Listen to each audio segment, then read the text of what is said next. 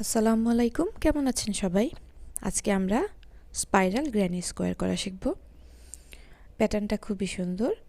তো আসুন আমরা শুরু করে দিই। তো প্রথমে আমাদের এটার জন্য আমি 4টা কালার ইউজ করব। তো আমি যেই সিরিয়ালে কালারগুলো ইউজ করব সেইভাবে আমি আমার ইয়ার্নগুলোকে একটু রেডি করে নিচ্ছি আমাদের কাজের সুবিধার জন্য। প্রথমে সাদা, তারপরে ফিরোজা, তারপরে লেমন কালার এবং তারপরে আমি ম্যাজেন্টা কালার ইউজ করব বা ফুসিয়া বলে অনেকে একে। তো চলুন শুরু করা যাক। প্রথমে একটা হুক নিয়ে নিলাম, আমি 3 মিলিমিটার হুক ইউজ করব, আমাদের একটা সিজর লাগবে। এরপরে আমরা একটা স্লিপ নট দিয়ে শুরু করছি। স্লিপ নটটা দেওয়ার পরে আমি প্রথমে 5টা চেইন করব, 2 3 4 5টা চেইন হয়ে গেল। এখন আমি 1 নাম্বার চেইনের সাথে একটা স্লিপ স্টিচ দিয়ে একটা সার্কেল তৈরি করে নিচ্ছি। এরপরে আমি একটা চেইন করে এই সার্কেলের ভিতরে আমি প্রথমটা একটা সিঙ্গেল ক্রোশেট করব, তারপরে একটা হাফ ডাবল ক্রোশেট, তারপরে আমি দুটো ডাবল ক্রোশেট করব। সবগুলো কিন্তু আমি এই সার্কেলের ভিতর থেকে করছি, জিনিসটা আপনারা একটু লক্ষ্য করবেন। দুটো ডাবল ক্রোশেট। আমার সর্বমোট 4টা স্টিচ করা হলো, একটা সিঙ্গেল ক্রোশে, একটা হাফ ডাবল ক্রোশে এবং দুটো ডাবল ক্রোশে। এই পর্যন্তই আমি এই সাদা কালারটা করছি এবং পরবর্তীতে আমি অন্য কালার করব। তার জন্য আমি সুতোটাকে একটু বড় করে ছেড়ে দিচ্ছি। নেক্সট আমি ফিরোজা কালারটা দিয়ে করছি আগের মতোই। প্রথমে একটা চেইন 1 দিয়ে একটা সিঙ্গেল ক্রোশে, এরপরে একটা হাফ ডাবল ক্রোশে,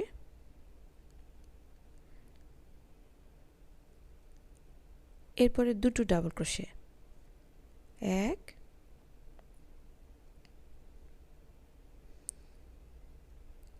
2।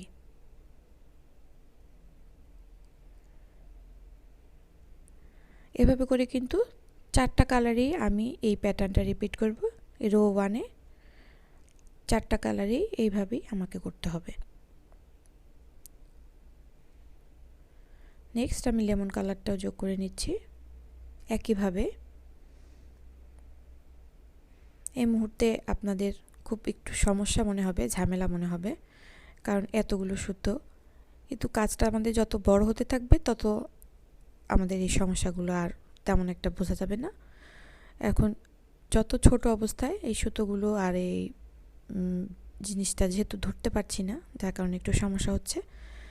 তো একটা চেইন দিয়ে নিলাম, এরপরে একটা সিঙ্গেল ক্রোশে করে নিচ্ছি, একটা হাফ ডাবল ক্রোশে করে নিচ্ছি, নেক্সট দুটো ডাবল ক্রোশে করে নিচ্ছি।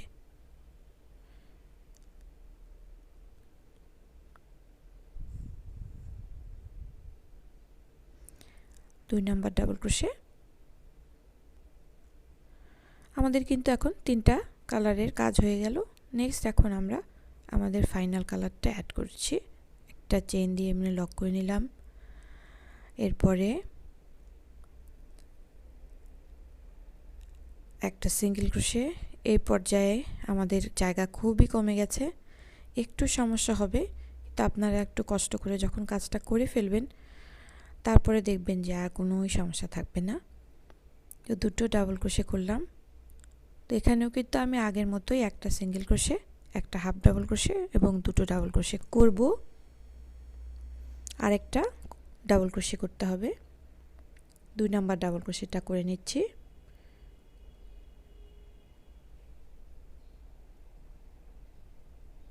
তো এখন সুতোটাকে আমি লম্বা করে নিলাম। তো দেখুন আমাদের কিন্তু রো 1 কমপ্লিট হয়ে গেল। এই পর্যায়ে আমাদের কাজটা কেমন দেখাচ্ছে। সুতোগুলো একটু টান দিয়ে নিলেই আমাদের শেপে চলে আসবে। এখন দেখুন আমাদের কিন্তু 4টা কর্নার হয়ে গিয়েছে। 4টা কর্নারে কিন্তু আমরা সেম একই নাম্বার অফ স্টিচ করেছি, 4টা করে, একটা সিঙ্গেল ক্রোশে, একটা হাফ ডাবল ক্রোশে এবং দুটো ডাবল ক্রোশে। এবং আপনারা অবশ্যই এই অর্ডারটা মেনটেন করবেন। আমরা হোয়াইট, তারপর ফিরোজা, তারপর লেমন, তারপরে ম্যাজেন্টা, এই অর্ডারেই কিন্তু আমরা কাজ করব, কোনো অবস্থাতেই কিন্তু এই অর্ডারটা ভাঙা যাবে না। এখন নেক্সট স্টিচটা হবে আমাদের পরবর্তী যেটা সিঙ্গেল ক্রোশে ছিল সেই স্টিচের উপরে, এবং এই সিঙ্গেল ক্রোশের উপরে কিন্তু আমরা দুটো ডাবল ক্রোশে করব। সিঙ্গেল ক্রোশের উপরে করছি, একটু দেখে নিন। তো এখানে আমরা দুটো ডাবল ক্রোশে করব। এবং একটা জিনিস আপনারা সবসময় মনে রাখবেন, এই প্যাটার্নে প্রতিটা রোতে এসে আমাদের কিন্তু প্রথম স্টিচে দুটো ডাবল ক্রোশে হবে এবং শেষের স্টিচে দুটো ডাবল ক্রোশে হবে। এই একটা জিনিস অবশ্যই আপনারা খেয়াল রাখবেন। তো প্রথম দুটো ডাবল ক্রোশে হয়ে গেল, পরবর্তী একটা স্টিচে একটা ডাবল ক্রোশে করে ফেললাম। পরবর্তী স্টিচটাতে আমরা দুটো ডাবল ক্রোশে করব। 1 নাম্বার, 2 নাম্বার। আমাদের হোয়াইট কালারে এই রোতে এই পর্যন্তই করতে হবে, এরপরের ঘরের আমরা আর করব না। এখানে একটা স্টিচ বাকি আছে, সেটা এভাবেই থাকবে। নেক্সট কালার দিয়ে আমরা আবারও আগের মতোই শুরু করছি। প্রথমে সিঙ্গেল ক্রোশের উপরে দুটো ডাবল ক্রোশে হবে।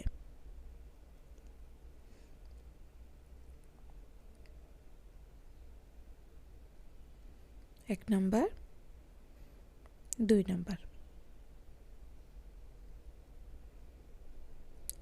এর পরের স্টিচে একটা ডাবল ক্রোশে,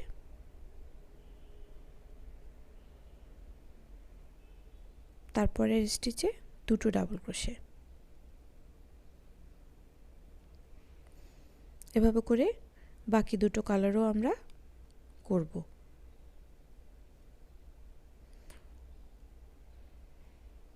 নেক্সট কালার,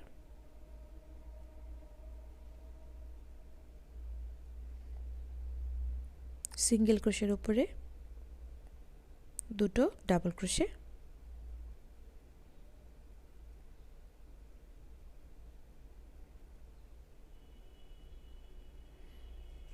এক নাম্বার, 2 নাম্বার। পরের স্টিচে একটা ডাবল ক্রোশে, নেক্সট স্টিচে দুটো ডাবল ক্রোশে।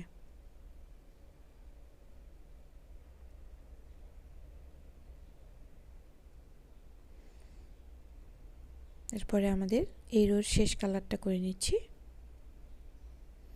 একই নিয়মে।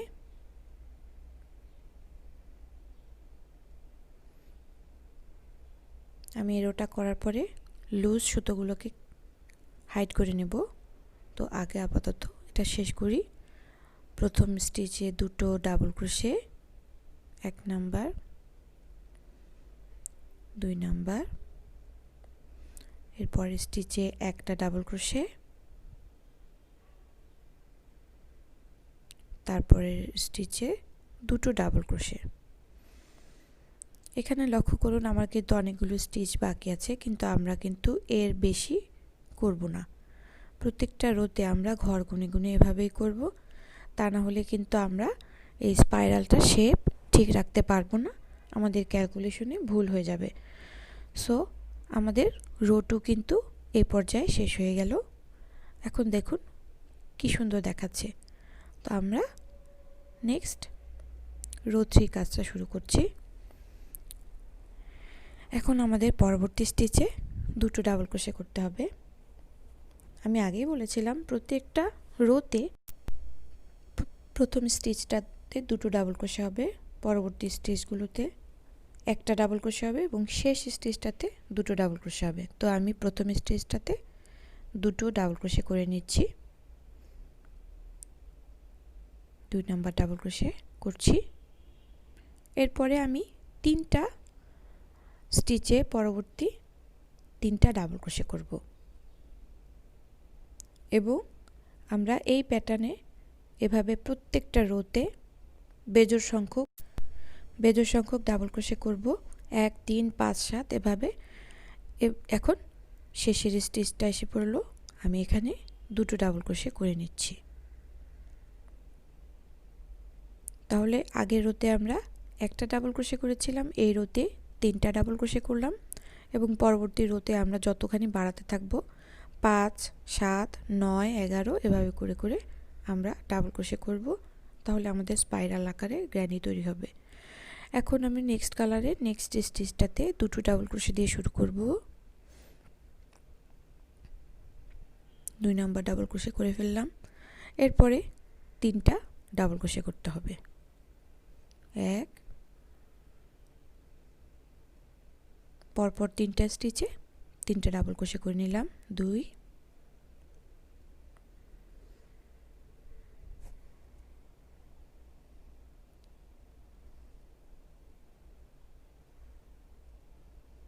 3,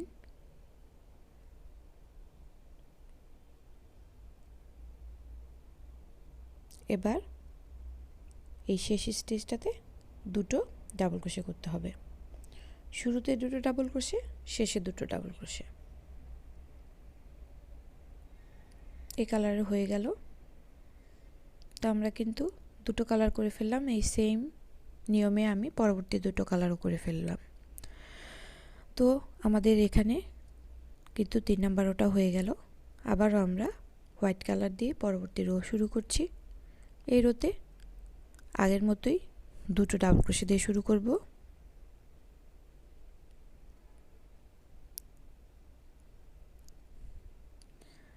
এরপরের 5টা ঘরে আমি 5টা ডাবল ক্রোশে করব। প্রতিটা ঘরে একটা করে ডাবল ক্রোশে করতে হবে। 2, 3, 4, 5।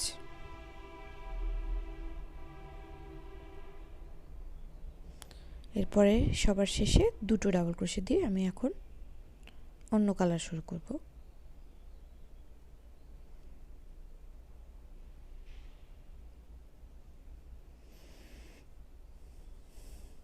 এ পর্যন্ত হয়ে গেল আমার। Next colour.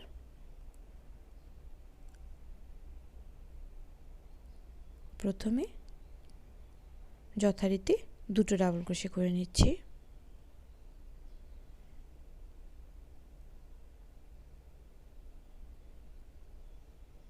এরপরে 5টা স্টিচে 5টা ডাবল ক্রোশে করতে হবে। 1,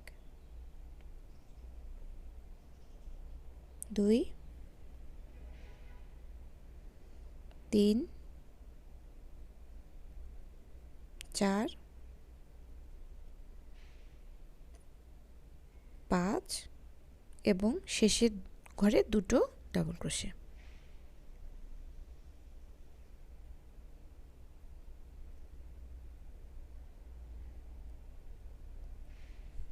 এই দুটো কালার হয়ে গেল।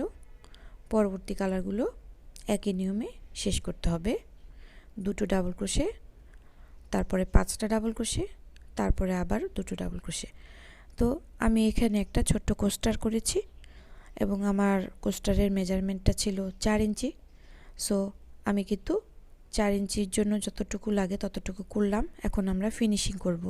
তো ফিনিশিংয়ের জন্য আমি প্রথম সাদা কালারতে দুটো ডাবল ক্রোশে করছি প্রথম স্টিচে, আগের মতোই। প্রথম স্টিচে দুটো ডাবল ক্রোশে, তারপরের স্টিচে একটা হাফ ডাবল ক্রোশে, তারপরের স্টিচে একটা সিঙ্গেল ক্রোশে, তারপরের স্টিচে একটা স্লিপ স্টিচ। এবার আমি সুতোটা কেটে নেব। আমার এই হোয়াইট কালারের ফিনিশিং হয়ে গেল। কর্নারটা এভাবে আমি ফিনিশিং করে নিচ্ছি। এরপরের কালারটাও আমি একই নিয়মে করে ফেলব।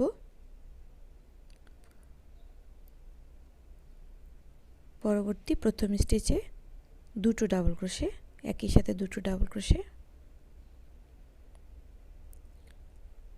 তারপরে স্টিচে একটা হাফ ডাবল ক্রোশে,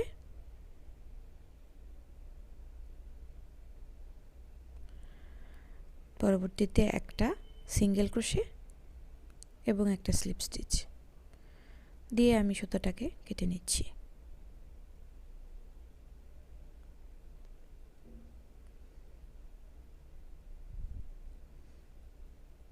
আমার সুতো যথেষ্ট পেঁচিয়ে রয়েছে, আমাকে একটু ক্লিয়ার করে নিতে একটু ঝামেলা হচ্ছে। আপনারা আশা করছি আমার সমস্যাটাকে ক্ষমা সুন্দর দৃষ্টিতে দেখবেন। দুইটা কর্নার আমার ফিনিশিং বাকি আছে। এই কালার দুটো আমি একই নিয়মে করে নেব। দুটো ডাবল ক্রোশে, তারপর একটা হাফ ডাবল ক্রোশে, তারপর একটা সিঙ্গেল ক্রোশে, তারপর একটা স্লিপ স্টিচ।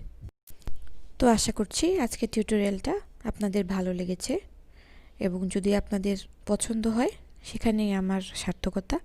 সবাইকে অনেক অনেক ধন্যবাদ এবং অবশ্যই আমার চ্যানেলটাকে আপনারা সাবস্ক্রাইব করবেন এবং বেল বাটনে একটা ক্লিক দিয়ে রাখবেন যাতে আমাদের পরবর্তী ভিডিওগুলো আপনারা দেখতে পারেন এবং অবশ্যই লাইক, কমেন্ট এবং শেয়ারের মাধ্যমে আমাদের পাশে থাকবেন, আমাদেরকে আপনাদের পরামর্শ দেবেন যাতে আমরা ভবিষ্যতে আরও ভালো ভালো কাজ করতে উৎসাহিত হই। ভালো থাকবেন। আল্লাহ হাফেজ।